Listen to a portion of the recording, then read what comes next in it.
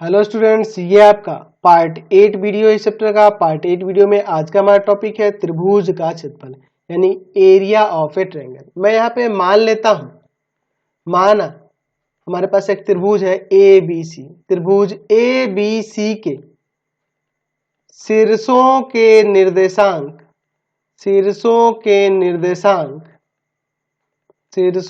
निर्देशांक क्रमशः ए जिसका निर्देशांक है x1 y1, बी जिसका निर्देशांक है x2 y2 तथा सी जिसका निर्देशांक है x3 y3 है। ठीक है, मैंने यहाँ पे क्या ले लिया, त्रिभुज ए बी सी ले लिया जिसके शीर्ष ए बी सी के निर्देशांक मैंने यहाँ पे दर्शाया है। ठीक है, तो मैंने ए का निर्देशांक लिया है x1 y1, बी का निर्देशांक लिया है x2 y2 और c का निर्देशांक लिया है x3 y3। तो हम लोग इससे संबंधित एक सूत्र पढ़े हुए हैं क्लास 10th और क्लास 11th में भी। निर्देशांक ज्यामिति में मैंने आपको बताया था, मैंने एक फॉर्मूला आपको बताया था वहां पे और साबित भी कराया था इसे कि त्रिभुज का क्षेत्रफल जो होता है अगर उनके शीर्षों के निर्देशांक दिए गए हो तो वह होता है 1/2 x1 इंटू में y2 minus y3 plus x2 y3 minus y1 plus x3 y1 minus y2। ये मैंने आपको फॉर्मूला बताया था और इसको साबित भी कराया था। अब मैं चाहूं तो इसे ऐसे भी लिख सकता हूं 1/2 x1 y2 minus y3 minus x2 y1 minus y3। मैंने क्या किया कि यहां से अंदर से माइनस कॉमन कर लिया, तो ये देखो ये माइनस वाला प्लस में आ गया और ये प्लस वाला माइनस में आ गया और ये प्लस में था तो यहाँ माइनस आ गया। मैंने माइनस अंदर से कॉमन कर लिया तो यहाँ का प्लेस बदल गया। कहने का मतलब माइनस वाला प्लस में आ गया और प्लस वाला माइनस में आ गया और plus x3 y1 minus y2। मैं इसे ऐसे भी लिख सकता हूं, मैंने यहाँ क्या किया है, यहाँ पे बस माइनस कॉमन कर लिया है। ठीक, लेकिन हम लोग पढ़ रहे हैं सारणिक चैप्टर, तो ये अगर डिटर्मिनांट के फॉर्म में हो तो और बेहतर रहेगा। तो चलिए हम लोग इसको डिटर्मिनांट में कन्वर्ट करते हैं। तो अगर मैं चाहूं तो इसे ऐसे भी लिख सकता हूं 1/2, यहाँ पे लिख देता हूं मैं x1 y1 1, x2 y2 1, x3 y3 1 जो इसके बराबर होगा। कैसे बराबर होगा आप देख लो। अगर इसको विस्तार कर दो C1 के सापेक्ष, तो देखो C1 के सापेक्ष विस्तार करेंगे तो आप इसे x1 को लेकर ये रो ये कॉलम जाएगा, ये बचेंगे तो y2 माइनस y3। ठीक है, फिर अगला ये एलिमेंट लेंगे, ये माइनस लगाएंगे, माइनस में होता है ना जी, माइनस x2, यह रो यह कॉलम ढकेंगे, ये चारों एलिमेंट बचेंगे तो y1 माइनस y3 आ जाएगा। फिर अगला एलिमेंट प्लस x3 यहाँ लेंगे तो यह रो यह कॉलम ढकेंगे, ये चारों को y1 माइनस y2, ये आ जाएगा कि नहीं। तो हम देख रहे हैं कि अगर इसको चाहें तो हम लोग इस फॉर्म में भी लिख सकते हैं, क्योंकि इसी को विस्तार करेंगे अगर C1 के सापेक्ष तो हमें यह पुनः प्राप्त हो जाएगा। तो दोनों तो एक दूसरे के इक्वल ही है। तो अब हम लोग यहाँ त्रिभुज का क्षेत्रफल निकालने के लिए अगर उनके शीर्षों के हमारे पास निर्देशांक दिए गए हैं तो हम लोग फॉर्मूला लगाएंगे 1/2 x1 y1 1, x2 y2 1 और x3 y3 1। ठीक है, इस तरह से सजा लेंगे।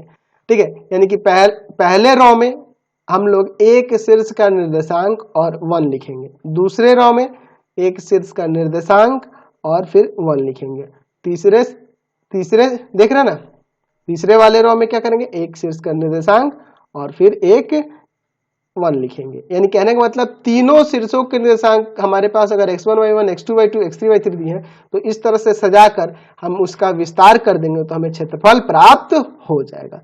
तो ये डिटर्मिनेंट फॉर्म में रहेगा क्योंकि हम लोग यहाँ पे डिटर्मिनेंट चैप्टर ही पढ़ रहे हैं। तो अगर इस फॉर्म को लेकर हम चलेंगे तो फिर तो हम लोग निर्देशांक ज्यामिति ना पढ़ने लगेंगे। तो इसीलिए मैंने इसको क्या किया है, यहाँ पे सारणिक के फॉर्म में कन्वर्ट कर दिया। तो हमें सिंपल कुछ करना नहीं है, अगर त्रिभुज के तीनों शीर्षों के निर्देशांक हमारे पास दिए हों, एक x1 y1 हो, दूसरा x2 y2 और तीसरा x3 y3 हो, तो बस इसमें रख देना है। चलिए मैं एक त्रिभुज का क्षेत्रफल निकाल के आपको दिखाता हूँ। तो उदाहरण एक ही ले लेते हैं। एक त्रिभुज का क्षेत्रफल ज्ञात करने के लिए कह रहा है जिसके शीर्ष यहाँ पे दिए गए हैं।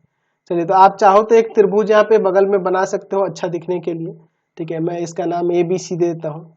इसके शीर्ष के निर्देशांक यहाँ पे -4 -2,4 -2,4, दूसरा हम लोग ले लेंगे 2, -6 और तीसरा 5,4। तो आप एक को समझेंगे x1 y1, एक को समझेंगे x2 y2 और एक को समझेंगे x3 y3। ठीक है, और यहाँ पे वही त्रिभुज का क्षेत्रफल वाला फॉर्मूला लगा देंगे ऊपर जो मैंने बताया है। क्या कर देंगे, तो लिखेंगे 1/2, डिटर्मिनेंट में क्या देंगे, पहले रो में पहले से इसका निर्देशांक देखिए क्या दिया है, -2, 4 और यहाँ पे 1। ठीक है, ऐसा नहीं है आप इसको x1 y1, इसको x2 y2, इसको x3 y3 किसी को भी मान सकते हैं इस तरह से। ठीक है, आप इसको x2 y2 की जगह पे x1 y1 मान लो, इसको x2 y2 मान लो, इसको x3 y3 मान लो, कोई भी बदल के ले सकते हैं। चलिए फिर यहाँ पे 2 -6 1 और फिर यहाँ पर हो जाएगा 5 4 1। अब इसका विस्तार कर देते हैं, कोई भी रो कॉलम लेकर लिख देते हैं एक्सपेंडिंग अलोंग, मैं क्या कर दूं R1 C1 कुछ भी लेके कर सकता हूँ। ठीक है, 1/2, चलिए ध्यान से देखिएगा, -2 लेंगे, यह रो यह कॉलम ये आपके बचेंगे -6 1 4 1। फिर ये देखिए 2 माइनस का होगा यहाँ, यह रो यह कॉलम ढकेंगे, ये आपका आ जाएगा 4 1 4 1। ठीक है, फिर प्लस का 5, यह रो यह कॉलम 4 1 -6 1। चलिए आगे सॉल्व करते हैं। यहाँ पर 1/2 अंदर देखिए क्या होगा, -2 अंदर माइनस का 6 और माइनस का 4, -2 4 -4 प्लस 5 4 + 6 हो जाएगा, यही ना होगा। चलिए आगे देखते हैं 1/2 यहाँ पर -2 इंटू में माइनस का 10 हो जाएगा और ये -2 इंटू 0 हो जाएगा, यहाँ पे 5 इंटू 10 हो जाएगा।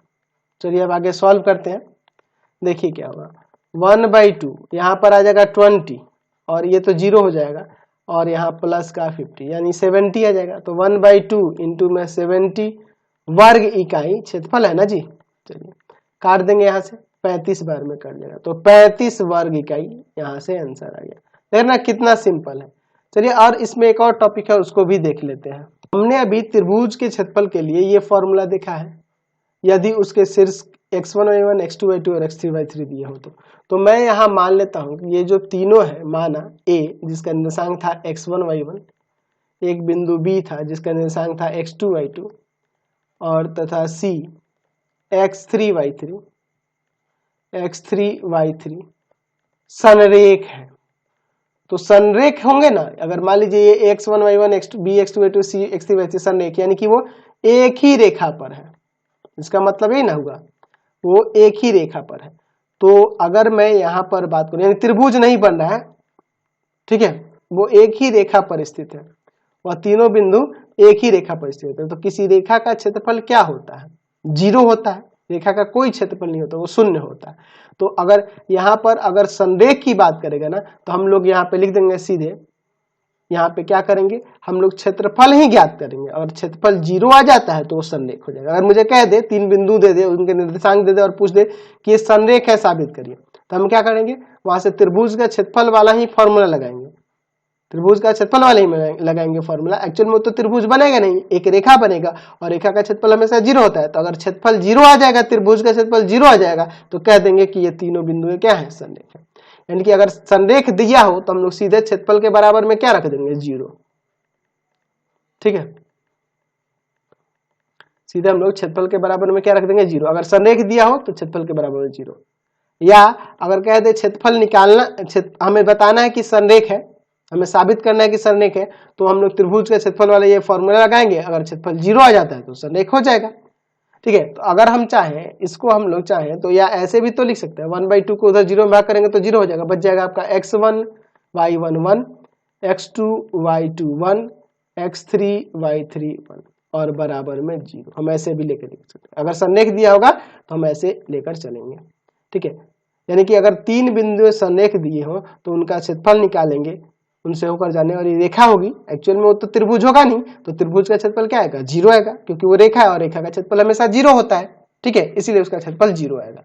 अच्छा, अगर कभी यह कह दे क्वेश्चन में कि आपके पास त्रिभुज के शीर्ष दिए हैं, एक ए दे दे यहाँ पर, मान लो जैसे 2 4 दे दे, ठीक है, और यहाँ बी दे दे जिसका -1 5 कुछ दे दे, और एक सी दे दे यहाँ पे 4 और एक दे दे के, और कहे कि इस के का मान निकालिए जबकि इसका क्षेत्रफल कुछ दिया हो, क्षेत्रफल कुछ दिया हो, मान लो दिया हो आपके पास क्षेत्रफल मान लीजिए कुछ भी दिया हो, मान लीजिए 35 दे दिया हो, 35 वर्ग इकाई।